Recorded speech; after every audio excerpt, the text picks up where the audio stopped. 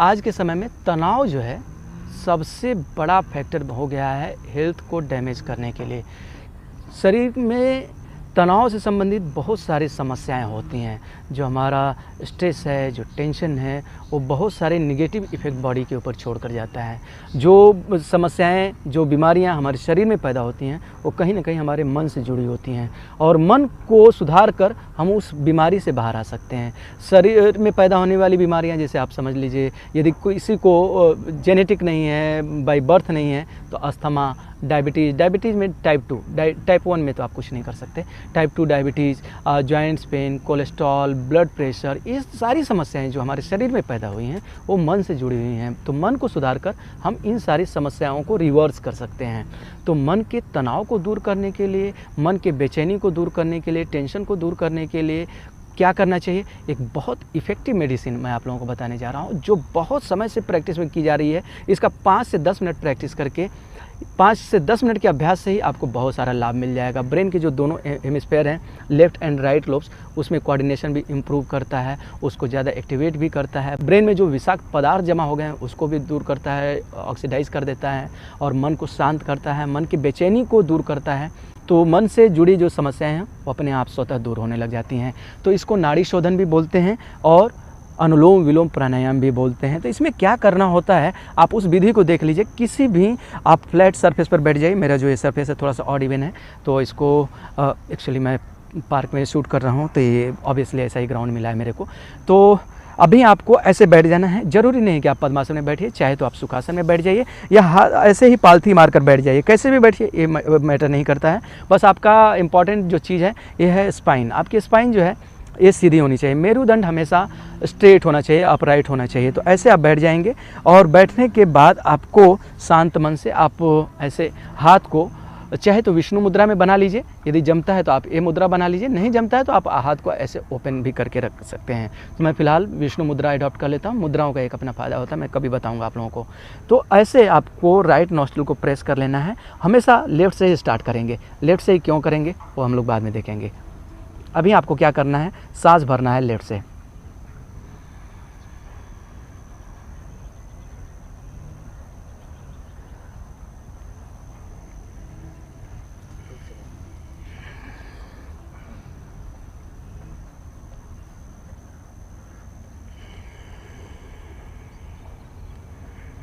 Right से छोड़ देना है। अब राइट से इनहेल करना है।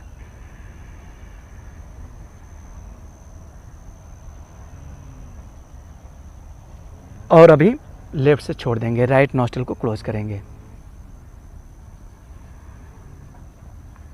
तो ये आपने विधि समझा। अब आपको एग्जैक्टली करना कैसे ये देख लीजिए। आपको नेत्र को बंद रखना है और सांस की जो गति है वो बहुत लयबद्ध तरीके से हो। योग में हमेशा लयबद्धता जो है वो टॉप पर होता है, वो बहुत इंपॉर्टेंट हो जाता है। कहीं जॉक या कहीं फास्ट या कहीं स्लो ये नहीं होना चाहिए, एक पेस मेंटेन होना चाहिए। तो आपको देखिए करना कैसे है। नेत्र को बंद कर लेंगे, चेहरे को तनाव मुक्त रखेंगे, फोरहेड पर रिंकल नहीं आएगा। ऐसे आप देखिए।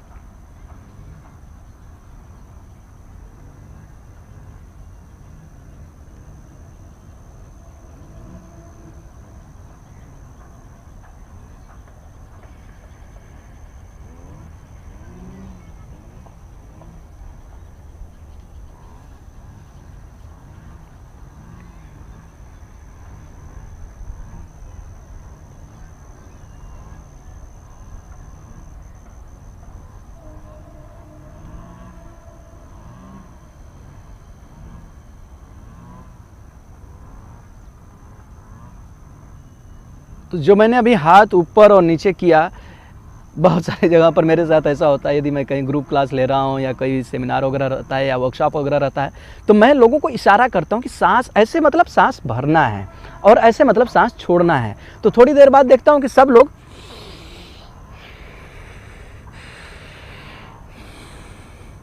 ये आपको हाथ से कुछ नहीं करना है, मैं सिर्फ आप लोगों को एक आइडिया दे रहा था। हाथ को तो आप किसी मुद्रा में बना लीजिए, ज्ञान मुद्रा में बना लीजिए, ऐसे करके रख लीजिए अपने थाइस पर और सांस गहरी लंबी छोड़िए और भरिए। ये सिर्फ सांस का इशारा करने के लिए था, आपको समझना था कि सांस भरना है या छोड़ना है, इस बात को आपको ध्यान में रखना था। तो अभी मैं एक फाइनल स्टेज करके दिखाता हूँ कि आपको फाइनली करना कैसे है। तो अभी शांत मन से ऐसे बैठ जाएंगे, मन को शांत करेंगे, नेत्र को बंद रखेंगे, आँखों को भींचेंगे नहीं, चेहरे पर तनाव नहीं लाएंगे और मेरुदंड को सीधा रखेंगे और शांत भाव से ऐसे इस पोस्चर को एडॉप्ट करेंगे। और आप चाहे तो विष्णु मुद्रा एडॉप्ट करिए या चाहे तो सीधा कर लीजिए। अभी मैं सीधा करके आपको दिखाता हूँ, 2 बार मैंने विष्णु मुद्रा से दिखाया था।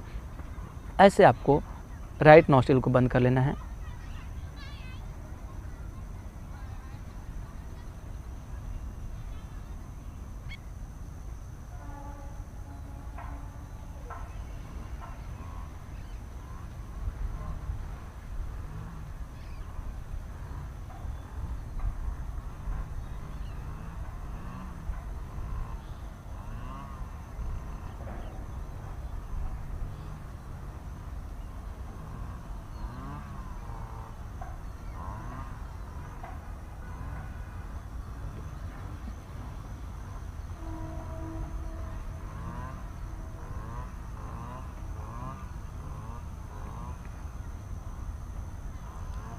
तो ये एक स्टेप था और इसी को आप रिपीट करेंगे।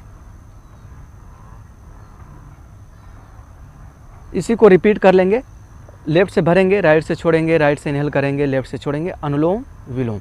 आपका कंटिन्यू आप ये प्रैक्टिस करना है। लेफ्ट से भरेंगे, राइट से छोड़ेंगे, राइट से भरेंगे, लेफ्ट से छोड़ेंगे, फिर इमीडिएटली लेफ्ट से इनहेल, राइट से एक्सहेल, इमीडिएटली राइट से इनहेल, लेफ्ट से एक्सहेल, अनुलोम विलोम, अनुलोम विलोम। इस तरह से आपको काम करना है। तो इसको 5 to 10 मिनट्स आपका डेली प्रैक्टिस होना चाहिए। और इसमें आपको क्या ध्यान देना है, सांस का जो रेशियो है 1:1 फॉलो करिए। यानी 10 सेकंड्स में यदि आप सांस भर रहे हैं तो 10 सेकंड्स में छोड़िए, सांसों को कहीं रोकना नहीं है। जैसे ही सांस छोड़ा 10 सेकंड्स में, फिर से 10 सेकंड्स में इनहेल करिए और 10 सेकंड्स में छोड़िए। आप काउंटिंग कैसे करेंगे, जब सांस भरते हैं छोड़ते हैं तो काउंटिंग फास्ट हो जाती है। तो फास्ट को रोकने के लिए 10 सेकंड्स एग्जैक्टली कैसे हो, तो आप इसकी काउंटिंग कर सकते हैं 1001, 1002, 1003, 1004। तो आप इसमें फास्ट भी काउंट करेंगे तो भी आपका जो है लगभग 1 सेकेंड्स का टाइम लग जाएगा। और दूसरा, आप चाहे आप थोड़ा धार्मिक प्रवृत्ति के हैं, किसी भी संप्रदाय से हो, वो किस संप्रदाय से है मतलब नहीं होता। आप यदि हिंदू संप्रदाय से हैं तो ओम का चैंटिंग कर सकते हैं, ओम ओम ओम, ऐसे 3, 5, 7 अपने सुविधा अनुसार आप भरते हुए जाइए। और ऐसे ही ओम ओम ओम छोड़ते हुए जाइए और ऐसे ही ओम ओम ओम भरते हुए आइए और फिर छोड़ते हुए जाइए। चाहे तो राम राम भी बोल सकते हैं, कृष्ण कृष्ण भी बोल सकते हैं, आपके सुविधा के हिसाब से। यदि आप मुस्लिम संप्रदाय से हैं तो आप अपने श्रद्धा के हिसाब से कोई भी जो प्रेयर है, जो भी आपका 1-2 लाइन का बात है, आप उसको रिपीट कर सकते हैं। क्रिश्चियन से हैं, कैथलिक से हैं, आप अपने हिसाब से जैसे O Lord bless me, Lord bless me, आप वैसे करते हुए भर सकते हैं, छोड़ सकते हैं। इसको संप्रदाय से बाहर रखिए। यदि आप न्यूट्रल हिसाब से हैं, जैसे मेरा किसी भी संप्रदाय में कोई इंटरेस्ट नहीं है, मैं सिर्फ योग धर्म का पालन करता हूं, तो आपको मैं बोलूँगा कि शुद्ध सांस के ऊपर ध्यान करिए। इससे प्राणायाम के साथ साथ आपको ध्यान का भी लाभ मिलेगा। तो जो तनाव है, जो द्वंद्व है, जो बेचैनी है, जो परेशानी है, वो स्वतः धीरे धीरे दूर होने लगेगी। और इसको करने का जो सही समय है, प्रातः वेला में करें तो अच्छी बात, शाम को भी आप कर सकते हैं, दोपहर में भी कर सकते हैं। खाने और करने के बीच में 2.5 से 3 घंटे का कम से कम गैप रखेंगे। खाना खाने के तुरंत बाद नहीं कर सकते हैं।